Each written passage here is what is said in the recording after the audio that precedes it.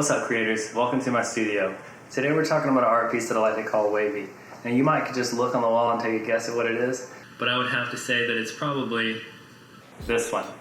So this is one of my favorite pieces, and it's really because it's extremely small and it encapsulates a lot of detail. That's something that I like to incorporate into all my drawings, is a lot of detail, but as the canvas size gets smaller and smaller, the detail inside gets more and more, and that's one of the most interesting things about this piece, is that it is so small, but it resembles as much detail as a lot of the larger ones. I might go so far as to say that it actually has more detail. So I call this one wavy because it's written in the color bands here, wavy. You might have to look a little hard, but it is there. The meaning behind this painting is a little deeper than most. It's actually a message towards those who would pursue money, gold, power over anything else. It shows a man that is made of solid gold. He's actually encased in a cell or a tomb of gold as well. It shows him right around the mountain, and he's in a prison of his own design. So this is actually a message to people who put money over all else, that they should get lost. And if you need proof of that, you can find it in the details right along here. It actually says M-O-B, get lost. So it tells the mob to get lost. The people who put money above all else, tells them to get lost. The word lost is written in the fire, which kind of shows the destination of those who would pursue greed over all else. I think that it's a poor choice for your life to pursue nothing but money, fame, or fortune. You should spend your time doing what is right, doing what is good, and trying to be a good person, and not just be selfish above all else. This has a very obvious set of eyes above the mountain, and this kind of ties into that persona that I put into all my drawings, maybe of the Holy Spirit, of God himself watching over, or more or less being present in the pursuits of man.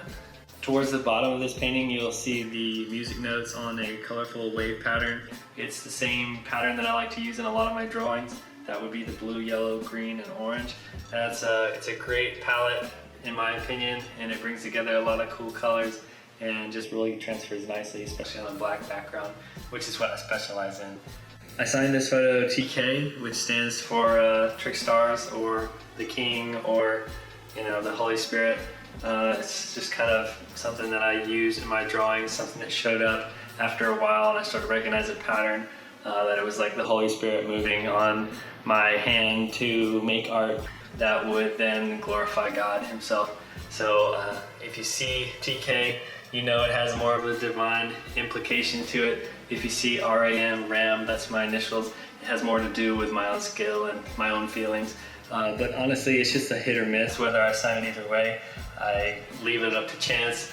I usually sign what looks best, what color will go best. I'll usually sign TK in blue and Ram in red, and so whatever the picture really needs is kind of what I sign it as. But with all of my paintings, I wait until the end to decipher what the meaning is behind it. So that's just my method, that's my process. I draw the picture, I take a long time to paint it and to color it, and then at the end I hang it up on the wall after it's been framed, and I take my time to derive the meaning from it. So yeah, this one is signed TK. It's actually really cool. I'll show some details close up, but it's got this little triangle, and it's underneath 3 pyramids, and then there's fire above it. I just think it's got a whole bunch of cool aspects to it, and the fire is blue, so that's cool. It kind of looks like the sky, and that's why there's a sun in the sky of the fire as well. Just a lot of unique aspects in this drawing that I'm really proud of. One thing that's really noticeable is the peaks of the mountains are solid white, and on the original painting I actually used white out to give some texture, as well as get that really ice white look on the picture and make it really pop. Something silly about this drawing is that it started out as a doodle, most of them did, but it's actually on a piece of printer paper that's 8.5 by 11. And I just committed to a very serious, detailed drawing. By the time it was finished, it was honestly one of my favorite pictures that I've ever made, just because of the level of detail in it and the skill that's displayed with the marker and the pen and brush strokes. Up in the sky, you can see the color band of wavy, organic, blotched colors. And whenever you see lots of colors like that in one place, it's usually me trying to represent creation. So a lot of times in the skyscape of my drawings, I will put a lot of colors just to show the infinite reach of space and creation that lies just outside of reach. I think that's a cool way to tie in a lot of colors, also break up the visuals, and show some depth in the drawing as well. So I hope you like this drawing. This is, like I said, one of my favorite. I know I say that every time for all my paintings because I love them all the same. They're like children to me. I've spent so much time making these, and they're really a part of me. That is kind of the reason why I tend to refuse to sell originals. I have been commissioned to make a few paintings for people. I sell them for different amounts. If you're interested in something like that, you can definitely reach out to me. I could make something specifically for you if you have a theme or an interest in mind.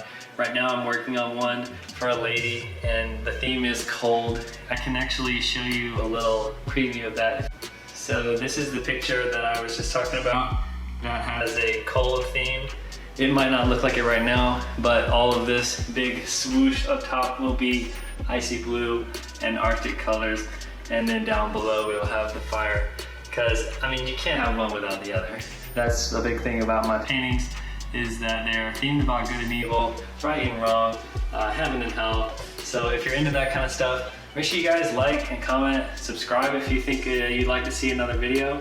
And I really appreciate you for watching. The last thing that I wanted to mention was I've just launched my t-shirt company. So for years I've been planning to do so, and I finally did it this year because I made it an absolute goal. You can now find my favorite artwork pieces on t-shirts.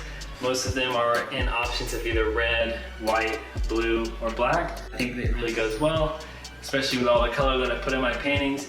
It really shows off some of the work that I've done. And if you want to get one, you can go to trickstars.com. That's trickstars.com. So go to trickstars.com. You can see that I put my art on t-shirts, hoodies, phone cases, stickers. I also sell prints. So you might be able to find your favorite piece and get something just for you. I'd love to see what you guys like most and what you're wearing. When people ask, where did you get it? Send them to my website, because that's what I'm trying to do here. Trying to build a community around my artwork, which brings together people who are fans of good and evil, of heaven and hell, of truth and justice, right and wrong. So if you have those moral boundaries, if you have those inner convictions, make sure you give me a like and subscribe. So anyways, without further ado, thank you guys so much for watching, and I'll see you in the next one. Peace.